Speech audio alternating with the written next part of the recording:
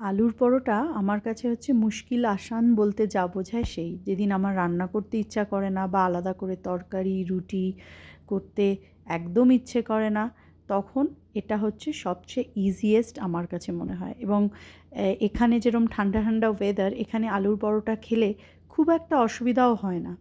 আর এটা আমার বাচ্চারা পছন্দ করে। তো সেই আলুর পরোটাটা খুবই সামান্য একটা রেসিপি, কিছুই না, তোমরা সবাই হয়তো জানো। তাও ভাবলাম করেছি যখন একটু তোমাদের জন্য ভিডিও করি। আলুটাকে সেদ্ধ করে নিয়েছি, অন্যদিকে ভাজা মশলা বানিয়েছি, জিরে, শুকনো লঙ্কা, মৌরি এগুলোকে রোস্ট করে গুঁড়ো করে নিয়েছি। এবার আলুটাকে ওই তেলের মধ্যে একটু হিং দিয়ে, আলু সেদ্ধটা দিয়ে, পরিমাণ মতো নুন, কাঁচা লঙ্কার কুচো আর ওই ভাজা মশলা দিয়ে আলুটাকে খুব ভালো করে ভেজে নিয়েছি। তোমরা চাইলে এর মধ্যে পেঁয়াজ কুচি দিতে পারো, ধনেপাতা কুচি দিতে পারো, এই রকম। চাইলে এর মধ্যে পনিরও গ্রেট করে দিতে পারো। তো তারপরে আটা যেরকম মাখে, সেই আটার মধ্যে আমি একটু জোয়ান দিয়েছি, একটু নুন, একটু চিনি আর একটু ঘি, এই দিয়ে আটাটাকে খুব ভালো করে মেখে একটু তেল মাখিয়ে কিছুক্ষণ, ধরো হাফ অ্যান আওয়ারের মতন রেস্ট করতে দিয়েছি।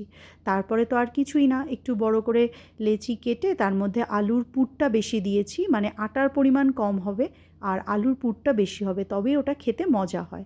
তারপর পরোটার মতন করে বেলে প্রথমে একটু সেঁকে নিয়েছি, তারপরে ঘি লাগিয়ে দু পিঠটা ভেজে নিয়েছি। আমি সবসময় চেষ্টা করি রান্নায় ঘিয়ের ইউজ করতে, স্পেশালি পরোটা বা এই ধরনের, কারণ ঘি সবসময় আমি বলে থাকি যে এটা একটা হেলদি ফ্যাট, আর বাচ্চাদের জন্য এটা খুব দরকার। বাচ্চাদের এভরিডে মিলে যদি ঘিটাকে ইনক্লুড করা যায়, সেটা ওদের জন্য খুব ভালো।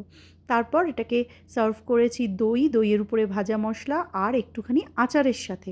তোমরা কে কে ভালোবাসো জানি।